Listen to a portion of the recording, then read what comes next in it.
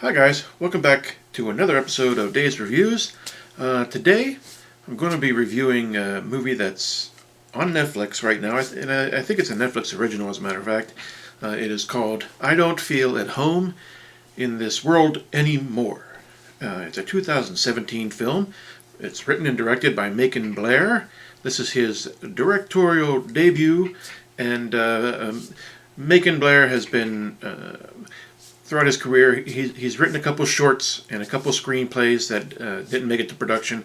And he also was sort of a character actor in a bunch of movies throughout his career.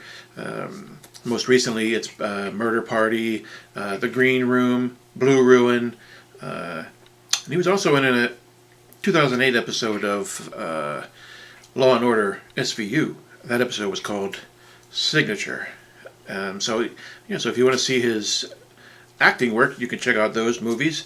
And like I said, he's in a whole bunch of other movies as well. Most of them are indie. There are some horror movies in there. So this is the first time that he directed, and let's get into it. I Don't Feel at Home in This World Anymore stars Melanie Lynskey as the main character Ruth, and Elijah Wood as her obnoxious neighbor Tony.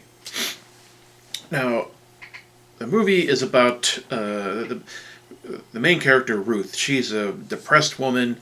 She's just going through life, and she's miserable, and she's just having a hard time with things, and she's really depressed. And she's at the point. She's at like a tipping point.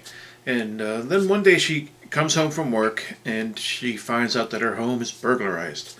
And that's sort of like the straw that broke the camel's back. And they stole her laptop and a couple other things, her medicine.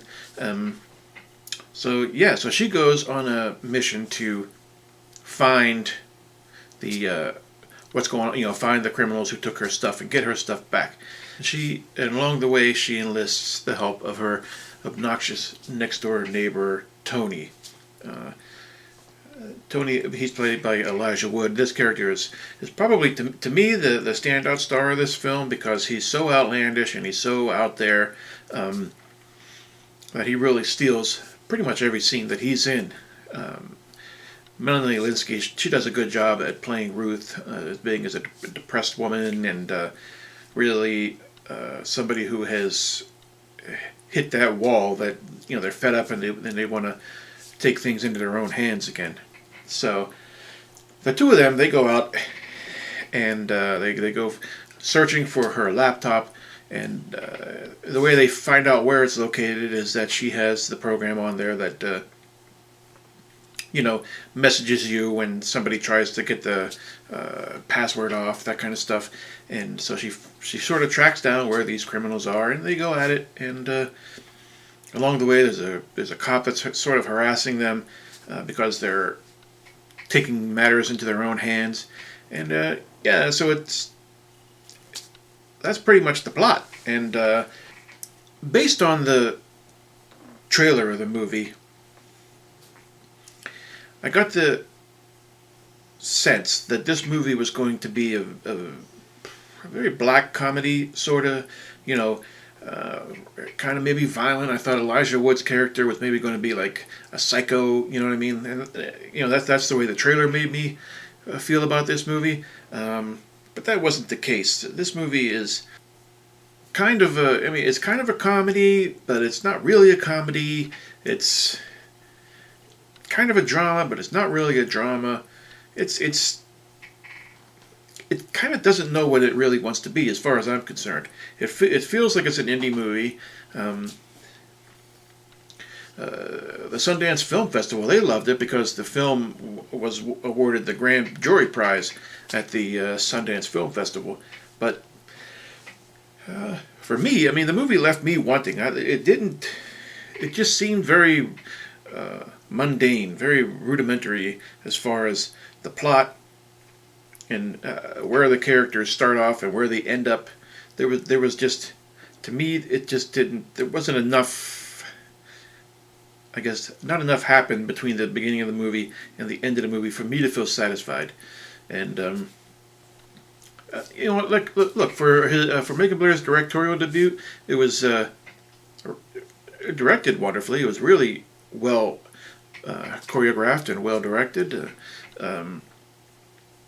But where I think it falls short is in the writing, because, like I said, the movie didn't move me in any kind of way. It didn't make me feel for these characters too much. I was hoping for more out of Elijah Wood's character, other than just being sort of weird and that. I was really hoping for him to be like Ruth. She wants to go find these criminals. I was really hoping for Tony to sort of really take matters in his own hands, and maybe, I don't know, be more violent, I guess, and sort of out of Ruth's control, and maybe that go along that path. I think it would have been a little bit more interesting to me, but that's my opinion. A lot of people love this movie. I didn't hate this movie. I liked the movie. It was good for what it was, but it just wasn't what I thought it was going to be. So in that way, I'm kind of disappointed in it. But the movie as a whole, I'm going to give I Don't Feel at Home in This World Anymore. Oh, I'll give it a 3 out of 5. Let's put it there. And maybe if you go in without too many expectations, don't watch the trailers, maybe you'll have a better time with it than I did. But that's what you take a chance when you watch a movie, and this one I liked, but I didn't exactly love. So again, I Don't Feel at Home in This World Anymore. 3 stars out of 5, and it's streaming on Netflix right now, and it probably will be for some time, because, like I said, I think it is a Netflix original movie. So there you go. Until I see you next time, have a good day, and if you like this video, please hit the like button down below or the thumbs up, and please subscribe if you haven't already. I appreciate it. Another review for you coming soon. Thanks. Bye.